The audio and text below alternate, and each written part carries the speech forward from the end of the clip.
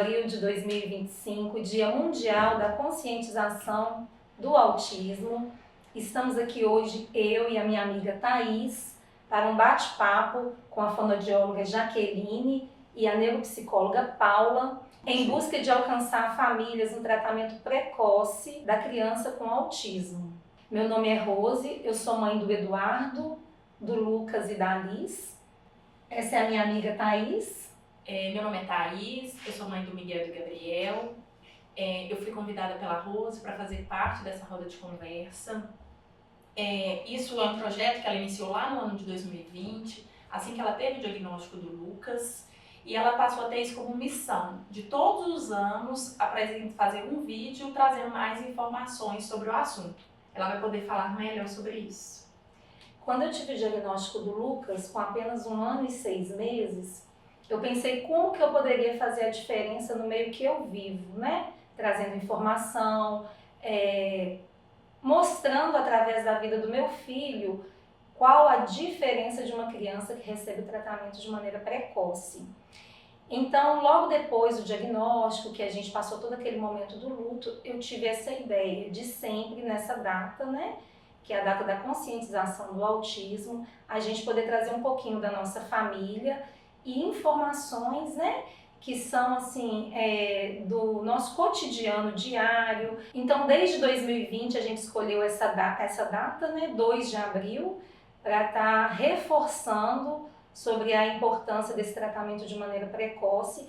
De 2020 para cá, todos os anos eu gravo vídeo de maneira caseira, na minha casa mesmo, com as minhas palavras. Não sou uma pessoa das câmeras, então assim, tenho até dificuldade de estar aqui fazendo isso, mas eu levanto essa bandeira em nome, né, do respeito pelo meu filho e de tantas outras crianças que muitas vezes, por falta de tratamento, por falta de conhecimento e na maioria das vezes até mesmo por falta de aceitação, estarem sendo beneficiadas com isso. Eu acredito fielmente que se a criança tivesse a chance de escolher em ser tratada, ela sempre escolheria. Então, ano passado, no ano de 2024, eu convidei a minha amiga Thaís, que é uma amiga também de luta, mãe atípica, né? Segue os mesmos padrões que a minha família, em busca de qualidade de vida para os filhos, para a gente viver esse momento junto.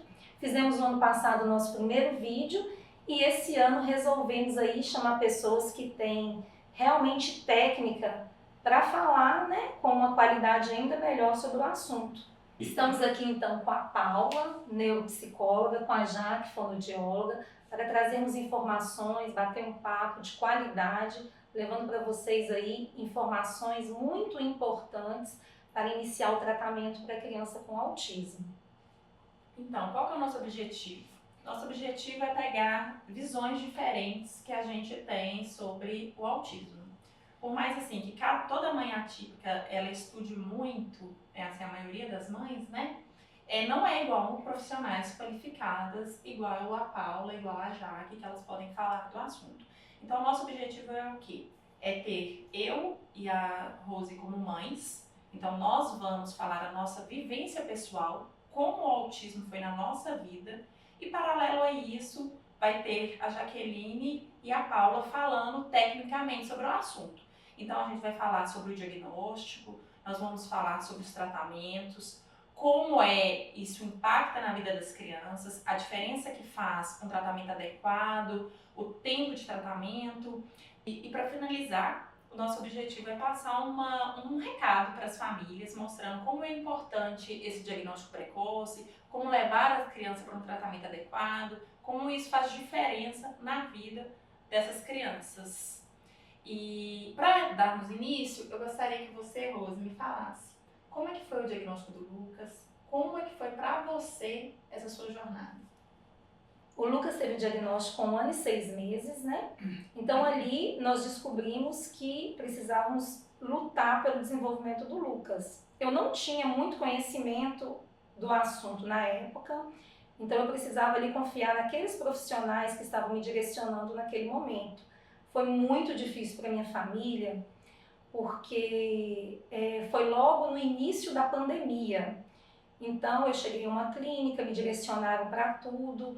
Foi um primeiro ano muito sofrido, né? Nós iniciamos o tratamento pelo Denver, ali com 1 ano e 6 meses ainda. Começamos a estudar, a entender sobre o assunto, passamos por muitos profissionais até a gente chegar realmente aonde estamos hoje. Como eu disse, né, o Lucas ele recebeu o diagnóstico muito novinho e naquele momento ali eu senti que eu precisava de confiar naqueles profissionais ali. A gente fica muito vulnerável, né? Não temos conhecimento naquele momento, nós somos uma família desesperada em busca de correr atrás do desenvolvimento do filho da gente, né? Quando a gente recebe o diagnóstico de uma criança tão novinha, a gente fica muito em dúvida, né? Como eu disse, o que nos resta é confiar naqueles profissionais. E é um momento de muita insegurança para toda a família, para todas as pessoas envolvidas ali. Para você, Paula, o que é o mais importante na busca do diagnóstico precoce? Então, Rose, uma coisa importante da gente deixar muito claro é que o autismo é um diagnóstico clínico, né? Não existe exame laboratorial clínico, que não seja clínico, na verdade, né? Que possa se detectar o autismo. E basicamente, para a gente pensar na possibilidade de uma criança tão novinha, né? Como o Lucas era na época, estar dentro do espectro do autismo, a gente precisa observar alterações em 2 grandes áreas do desenvolvimento atualmente. A primeira área é a área da comunicação e a área da interação social, né? A chamada comunicação social. E atualmente, além disso, nós como profissionais precisamos também identificar a presença de padrões restritos e repetitivos de interesses. E para você, Thaís, como é que foi buscar, no início, buscar os profissionais para poder avaliar e trabalhar com o Miguel? Para mim foi muito difícil eu conseguir entender tudo que estava acontecendo. O Miguel, ele era uma criança muito esperta. A gente olhava para o Miguel e a gente achava ele uma criança muito esperta. Ele andou com 11 meses, ele dava assim, ele tinha umas reações que a gente falava assim, nossa, que menino esperto para a idade, a gente achava ele muito esperto. Só que ele era sempre um menino muito bonzinho, que não dava trabalho, então a gente ficava muito assim, somos sortudos do Miguel. A fala era um pouco atrasada, mas ele balbuciava, comunicava do jeito dele, mas todo mundo falava com a gente, não preocupa, porque criança que anda cedo demora a falar, que tem esses mitos, né? Então, a gente meio que ficou esperando. Só que deu 1 ano e 3 meses, o Miguel deu uma parada. Eu notei assim, que ele ficou um bebê silencioso. Com 1 ano e 3 meses, ele ficou silencioso. E esse silêncio dele me chamou um pouco mais atenção. Mas, coincidentemente, eu estava grávida. E aí, mais uma vez, todo mundo me falou que eu não precisava me preocupar, que o Miguel estava sentindo a minha gravidez. Então, isso era um problema psicológico dele pelo momento que eu estava vivendo. Só que eu, como da área da saúde também, por mais que eu não trabalhasse na época com criança, eu sempre me preocupei muito com os marcos de desenvolvimento. Então, meu filho, ele tinha um limite. Com 18 meses ele não falou, eu fui procurar ajuda. E aí, quando eu busquei ajuda médica primeiro, né? Porque acaba por eu ser médica, eu fui buscar ajuda médica. E a neuro, eu tive uma consulta, 8 horas da manhã, com o neuropediatra. Ela virou pra mim e falou comigo que o menor dos meus problemas era o Miguel não falar.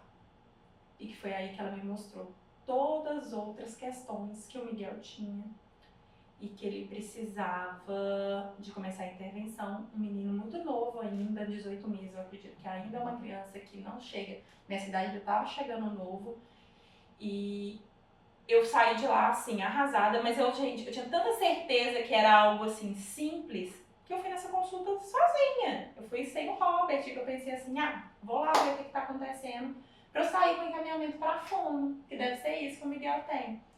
E aí saí da consulta, liguei pro Robert, falei o que estava acontecendo. E 6 horas da tarde eu tinha consulta com um pediatra, que eu marquei um pediatra especialista em desenvolvimento infantil, um dos melhores, assim, lá da minha região, lá de BH. E ele me listou ponto a ponto porque o neuropediatra estava errado. E que o Miguel não tinha nada de autismo.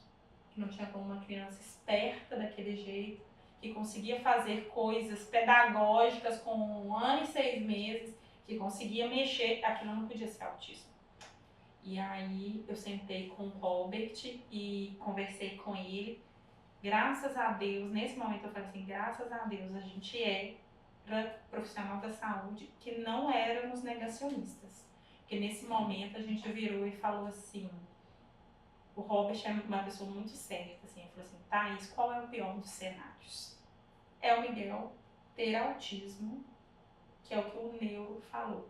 Se ele tiver autismo, a gente tem que tratar e tem que fazer isso. Então a gente vai para o pior cenário, vamos tratar. Porque se a gente descobrir que não era autismo, o tratamento não fez mal, porque o tratamento é intervenção. Mas se lá na frente a gente descobrir que ele era e a gente não fez nada, a gente vai se arrepender. E a gente foi em busca desse tratamento, de um bebê de 18 meses, com isso, com o dia que eu saí do inferno às 8 horas da manhã e fui para o céu às 18. Mas acabou que a gente resolveu optar pelo tratamento e vamos começar a primeira ajuda. E para você, Jaque, como é essas crianças que chegam para você? Você recebe muitas crianças com diagnóstico precoce? Qual o momento e qual é a importância, a diferença que isso faz, a idade que a criança entra na intervenção?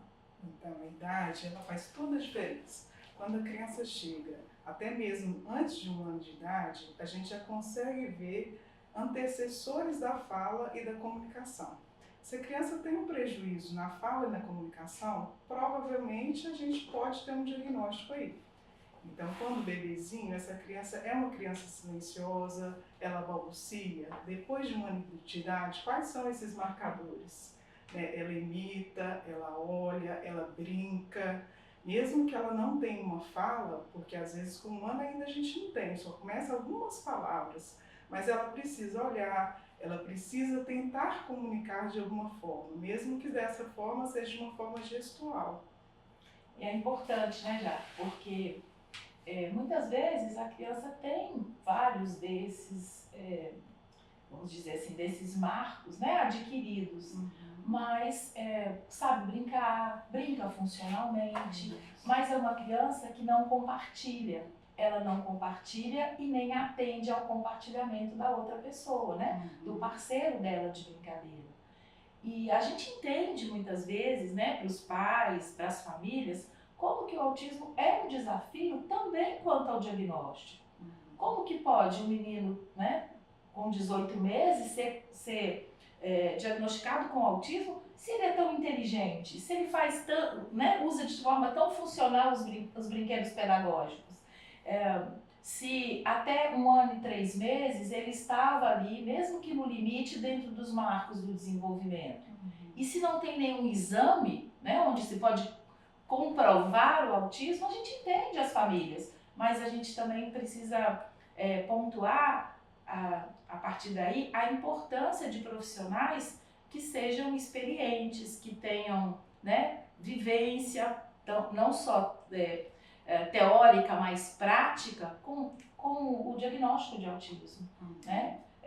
1 ano e 8 meses, 18 meses, né, como a Thaís colocou, antigamente era, né? Alguns anos atrás ainda era novinho, hoje não mais, hoje já hoje é não mais, tardio, né? E é importante, uma coisa que ela disse que eu acho que assim é fundamental, não vai fazer mal, né? Agora, não ter feito a intervenção precoce, vai, e é impossível recuperar aquilo que se perdeu. Né? E às vezes nessa fase, antes de 1 ano, a criança já entra como uma criança de risco. Nessa fase não vai fechar um diagnóstico, mas já inicia-se uma intervenção precoce ou um acompanhamento para posteriormente fechar um diagnóstico e poder ajudar melhor essa criança.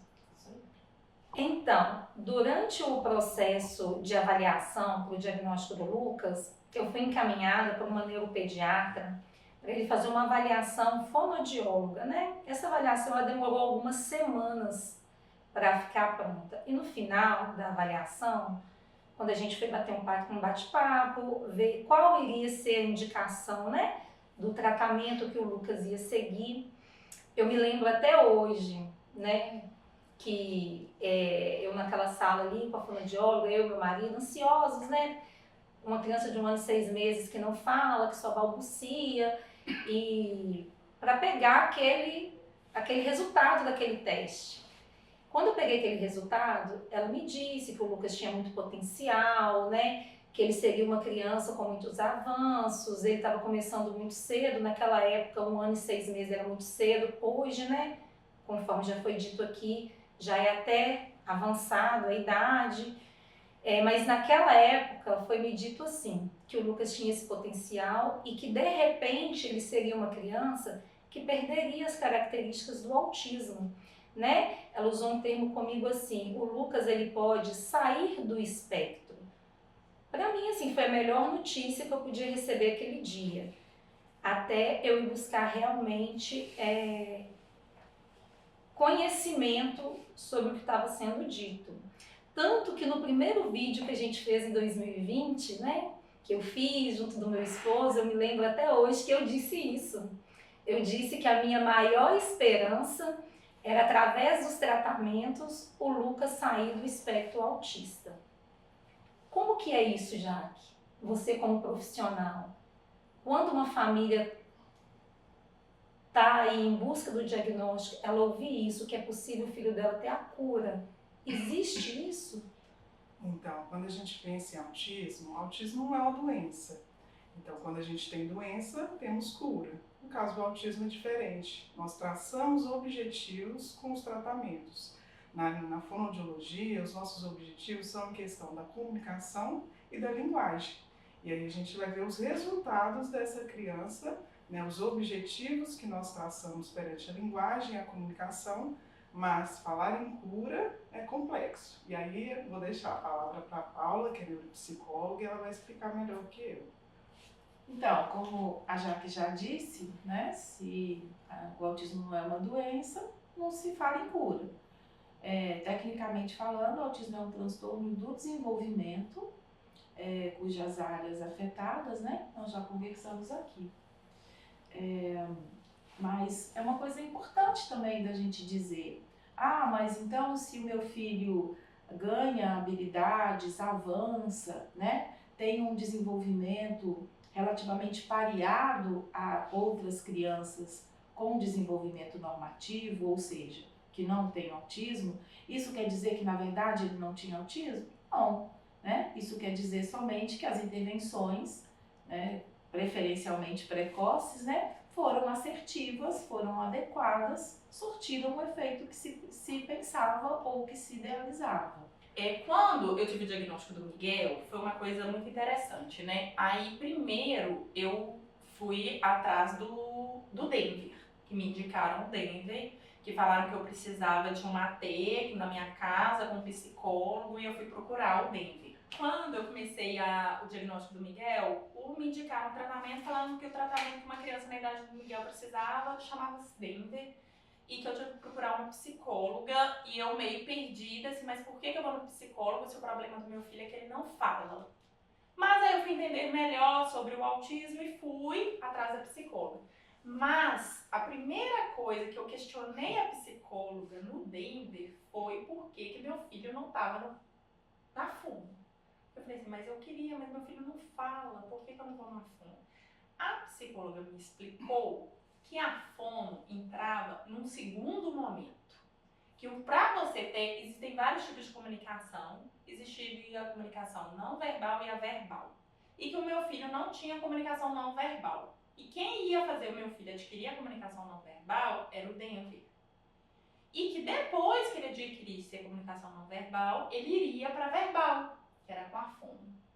Só que eu não acreditei, não confiei nisso. E mais uma vez, eu e meu marido, depois de um mês de psicólogo, resolvemos por conta própria procurar uma fono. E a gente foi na fono. Aí a fono me falou que estava tudo errado, que não era isso, que eu devia ter ido na fono de uma vez. E tal. Aí ela fez uma avaliação do Miguel e ela me explicou que se o Miguel fizesse X horas de intervenção, ele ia conseguir falar. E que se ele fizesse fono 2 vezes por semana, ele falaria em 9 meses. Mas se eu fizesse uma coisa mais rápida, eu poderia fazer 3 vezes por semana, que ele falaria 6, em 6 meses. Aí eu queria saber de vocês duas, quais que são as técnicas, sabe? O que é de verdade isso? Que momento que entra fono, que momento que entra psicólogo, se tem isso de tempo de intervenção, se é isso que vai falar, se a criança vai ou não falar, como é que vai ser o desenvolvimento. De vocês, qual que é a opinião de vocês sobre isso? Então, hoje a gente já sabe que o Denver é um padrão ouro de tratamento. A Paula vai falar melhor do que eu sobre isso.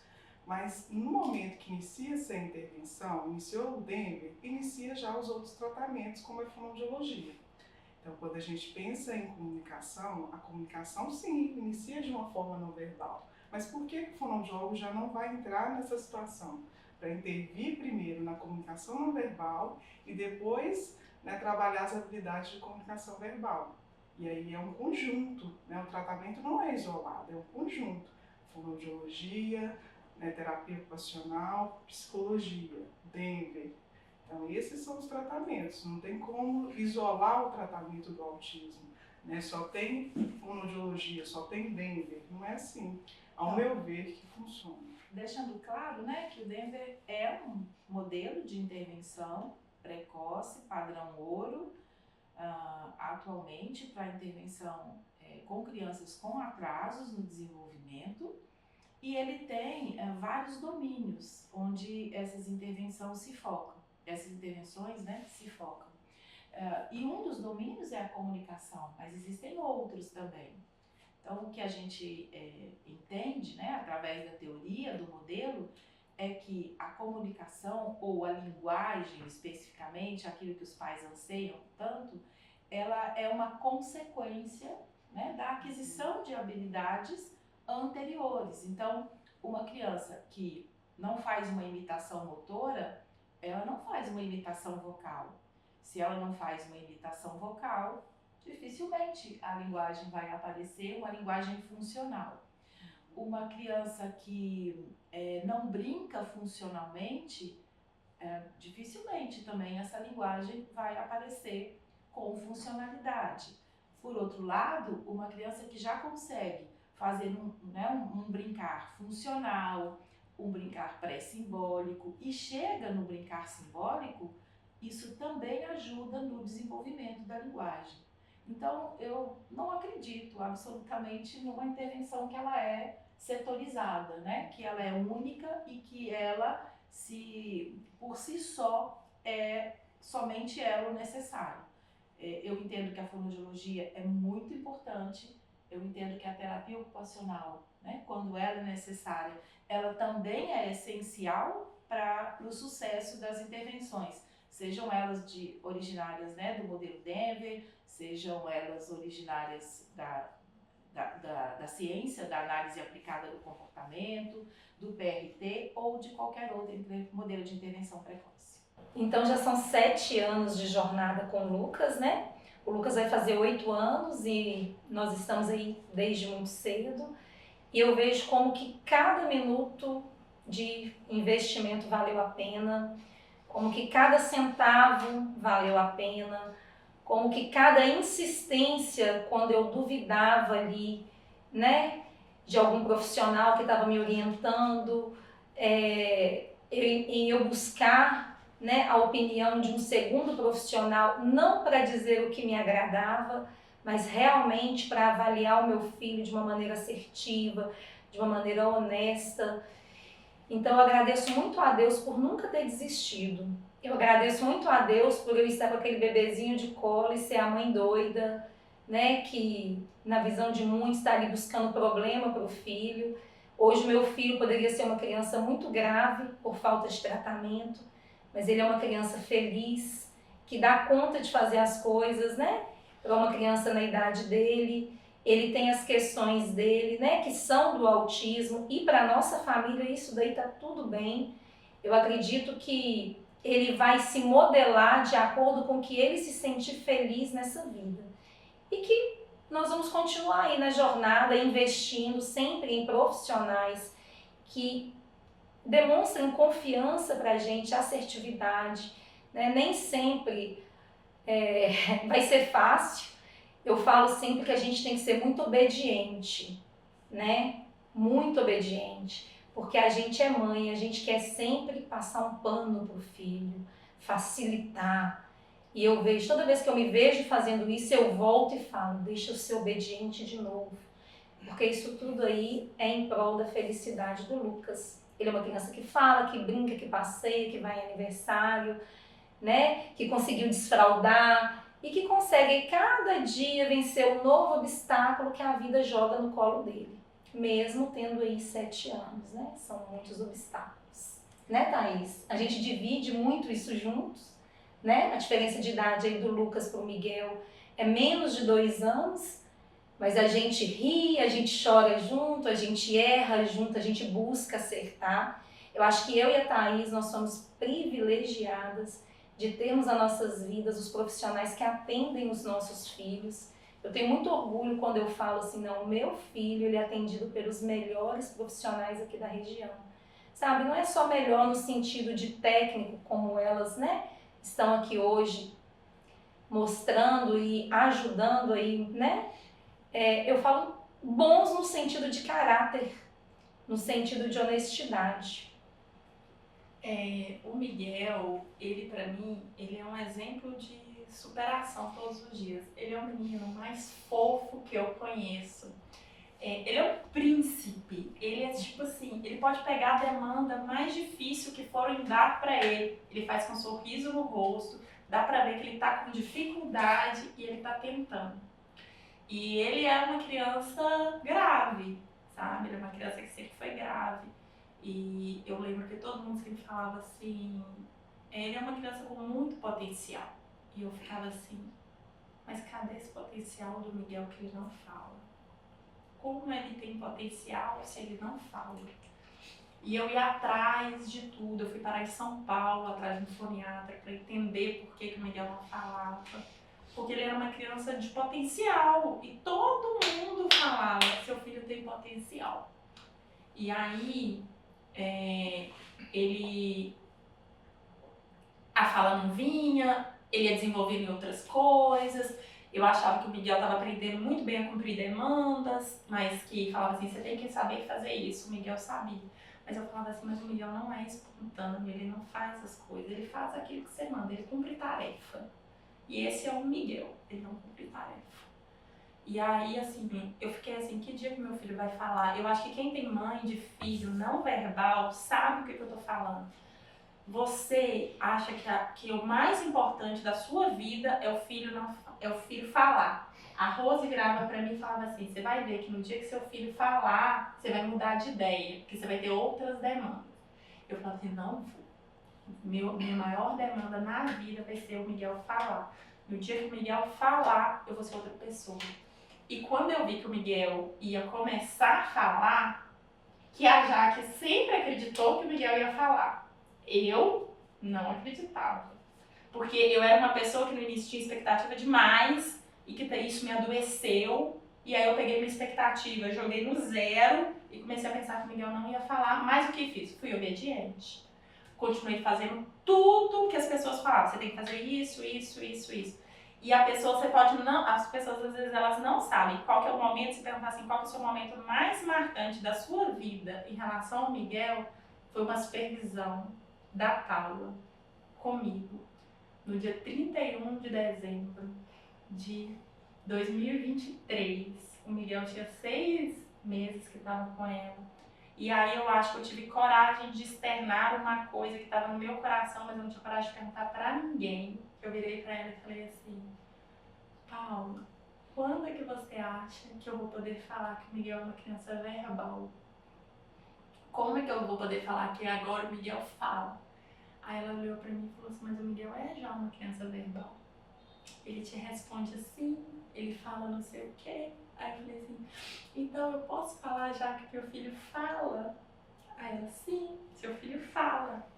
E ali foi o dia mais feliz da minha vida. Foi o dia mais feliz da minha vida.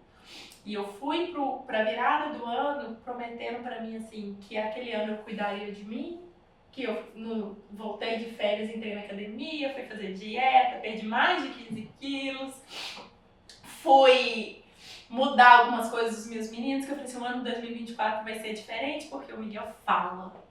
E eu cumpri a minha promessa, porque todo mundo sabe o tanto que eu mudei em relação ao Miguel, em relação à minha rigidez de tudo ter que acontecer da maneira perfeita, porque agora meu filho fala. Então, assim, eu acho que é óbvio que eu tô atrás de todas as conquistas futuras do Miguel, mas agora meu filho fala. Então, eu acho, assim, que ele falar é o auge, porque eu achava que ele não ia falar. E eu sei a importância que a comunicação tem, sabe? O tanto de coisa que ele vai ganhar depois da fala, que depois vim. Porque aí depois a parte engessada do Miguel passou a ser espontânea. Eu entendi que ele precisava brincar mais de simbólico. E que aí disso a espontaneidade veio. E o potencial que todo mundo falava que via no Miguel, eu comecei a ver, entendeu? Porque eu sabia que o Miguel era inteligente. Mas eu sabia que ele não desenvolvia no meio. E é isso que eu não vi. E, então, assim, esse pra mim foi o maior gancho deles, assim. E eu imagino que vocês têm muitas histórias, né? Porque, tipo assim, muitas crianças com superação, muitas coisas. Então, assim, que isso dá esperança para as famílias. Que eu acho que é isso que as famílias também precisam saber, sabe? Que acontece, que o desenvolvimento vem cada um no seu tempo. Meu filho demorou quase 4 anos para falar, não foram os 9 meses que me prometeram lá atrás. Mas eu sou extremamente feliz do mesmo jeito. Eu queria que vocês dessem algum exemplo, assim, claro, de alguma superação, alguma história de alguma criança. Então, aproveitando que você está contando sobre o Miguel falar, e realmente o Miguel fala lindamente, né? E é muito bom isso. Mas a gente tem que entender que na comunicação de crianças autistas, antes da fala, existe uma comunicação que é não verbal. E nesse momento, a criança já comunica. Então, assim, um afago para os pais nesse sentido, porque essa criança está ali com vocês e ela está comunicando com vocês a todo momento. Às vezes não existe palavras naquele momento, mas existe a comunicação de uma outra forma, através do olhar, através de um gesto. Então, isso tudo é muito importante para a família entender a criança e entender o autista, porque o autista ele precisa ser ouvido, seja através de palavras ou através de comunicação não verbal também. Vai agora eu falar, né? Depois dessa. Uma vez que eu nunca nem tinha falado com você. Eu nem sabia. Nem sabia. Isso tudo verdade. lá na Bahia. Isso lá na Bahia. Pois é. Eu fico feliz, né? De poder fazer parte da história de vida do Miguel, que é um fofo, é tudo que ela falou e mais. Mas eu fico muito feliz e assim, a gente tem muitas histórias, né? Eu tenho, a Jaque também, né? De superação das crianças. Mas eu acho que uma coisa importante em tudo isso, né? Que, claro, eu fiquei muito emocionada com o que você disse, mas eu queria complementar, assim, que é super importante a criança ter as habilidades não verbais para a comunicação, que aqueles que não vão chegar na fala, né, tem outras formas de se comunicar. Mas, gente, eu trabalho com intervenção precoce, eu trabalho com autismo há mais de 20 anos e tem uma coisa que eu acho que é fundamental e que eu percebi quando eu vi o seu filho. Né? Eu precisava que ele fosse para a terapia feliz. Eu precisava que ele tivesse motivado, que ele tivesse satisfeito, que ele tivesse espaço ali, que não fosse só uma técnica, né? Que não fosse só a aplicação e a intervenção e a estimulação daquilo que ele precisa adquirir, mas que para ele sim fosse uma grande brincadeira e ele tivesse feliz a partir disso, né? Eu acho que o ponto da felicidade é muito importante também para o sucesso da intervenção. Aí, de novo, voltando em uma coisa, porque tudo que eu mais quis na vida sempre era que o Miguel fosse muito feliz. Eu virava e falava assim, porque eu acho que as famílias, elas, quando tem um filho, ela cria muita expectativa. eu criei a expectativa, depois eu joguei minha expectativa no zero quando eu descobri o autismo do Miguel, que eu falei assim, eu não quero me frustrar, porque eu não vou aguentar. E aí eu passei a buscar a felicidade do Miguel. Que eu falava assim, o importante pra mim era que eu buscasse a felicidade do Miguel. E aí, quando eu vejo o Miguel sofrendo, mesmo que tenha algum motivo, isso pra mim é muito difícil. Os choros do Miguel, tudo é muito difícil.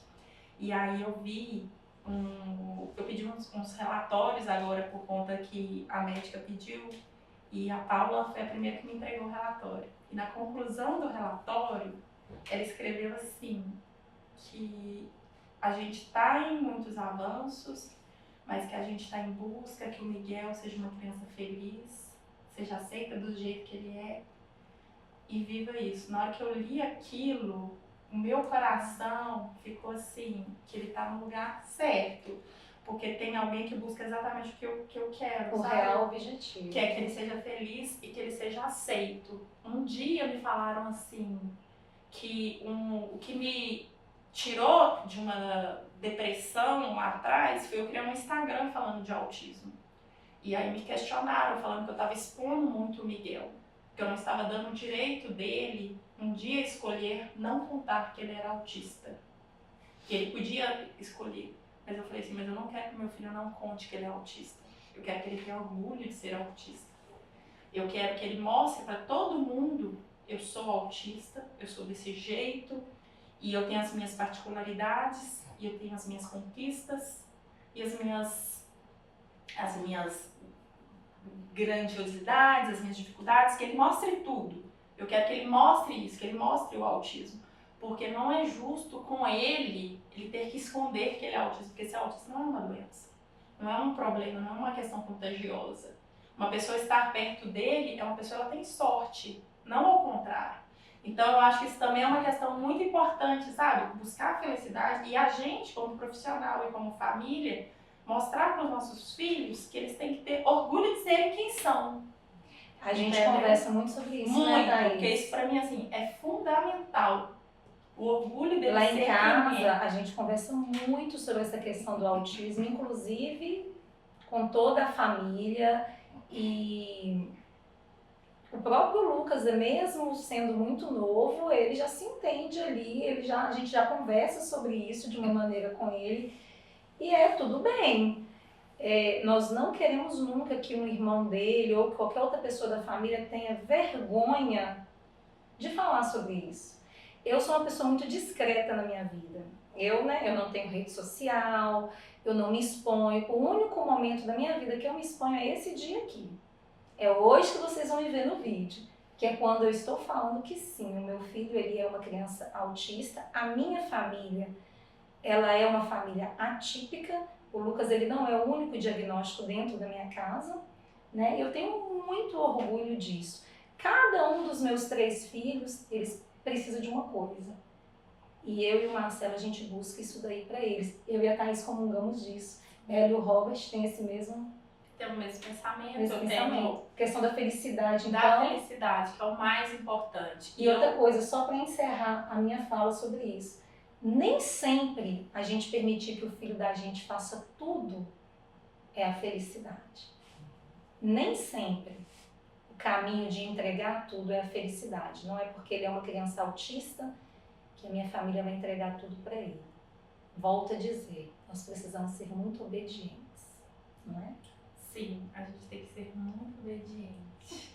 Mesmo que isso doa o nosso coração, que a gente quer entregar tudo para eles. O que você gostaria de deixar de mensagem para as famílias que criam, né, a nossa jornada, cada um aí no seu mundo, mas que passam pelos mesmos obstáculos que a gente no dia a dia?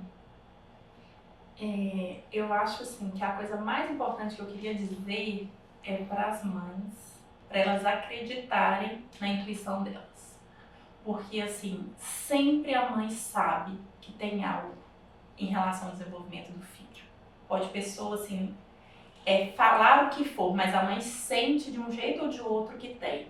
Então vai em busca de tratamento, vai em busca de um diagnóstico. Se o profissional te invalidar, busque outro profissional. Eu sei que a gente quer ouvir que não tem nada, Mas se no fundo do seu coração você sentir que tem algo, se você não tiver em paz com a pessoa de falar que não tem nada, continue buscando.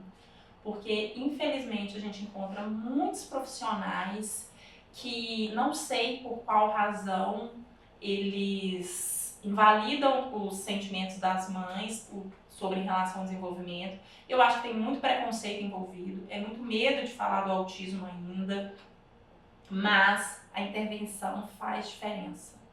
A intervenção muda a história de vida do seu filho. Então, se você tem suspeita, busque ajuda. E eu queria saber de vocês, que são profissionais da área, assim, para essas mães que ficam hesitantes, esses pais que estão hesitantes em buscar ajuda, um recado para que eles busquem essa ajuda. Então, eu penso que buscar ajuda e buscar diagnóstico são coisas diferentes, né? Então, o meu recado seria isso. Se ainda o diagnóstico ou não é o mais importante para aquela família, ou, não, ou é aquilo que a família ainda não está pronta, né? Que busque ajuda. Que busque ajuda de um profissional sério, de um profissional competente, de um profissional experiente. Eu acho que isso é o mais importante. E quanto antes a família procura ajuda, ela tem que pensar na criança nesse momento. Então, procurar ajuda de um profissional, né, de forma assertiva, quanto antes, né, esses pais procuram ajuda, mais esses pais vão poder ajudar essa criança a desenvolver. Né? O tratamento precoce ele faz toda a diferença na vida de uma criança autista, de um autista. Então, para a gente ter um desenvolvimento, pensando na comunicação, nas janelas de comunicação, essa ajuda precocemente faz toda a diferença. Para finalizar, então, eu gostaria de primeiro agradecer a Deus por essa oportunidade aqui, né? Tudo nas nossas vidas é graças a Ele. Eu queria agradecer a Thaís pela amizade, pelo companheirismo, por tudo que a gente enfrenta, passa juntos, né? Só nós sabemos como tem sido os dias aí. Agradecer a Paula, a Jaque, por serem essas profissionais assim, fantástica mesmo, tá? Que eu tenho orgulho de falar que atendem o meu filho. Eu tenho um carinho muito grande por cada uma de vocês. Vocês estão nas nossas melhores orações, vocês podem ter certeza. E para concluir esse nosso bate-papo aqui essa noite, né? Eu gostaria de deixar um recadinho aí no coração de cada mamãe, de cada família que tirou um tempinho para nos ouvir, né? O motivo do nosso vídeo ele é realmente alcançar crianças que precisam de ajuda. A você, mamãe, papai, família, né? Lembre-se de uma coisa, independente da sinalização que o médico faça, que a terapeuta diga, que a escola falou, no final, quando a porta fecha, o filho ele é seu. Então, quando todo mundo sair, vai estar você e o seu filho. Eu queria agradecer a vocês por essa noite maravilhosa, né? Noite de risadas, de divisão de sentimentos, de aprendizado, né? Uma noite que vai ficar marcada no meu coração. Esse é o nosso vídeo do ano de 2025. Que Deus abençoe a todas vocês, as pessoas que também nos escutam. E que venha o vídeo de 2026.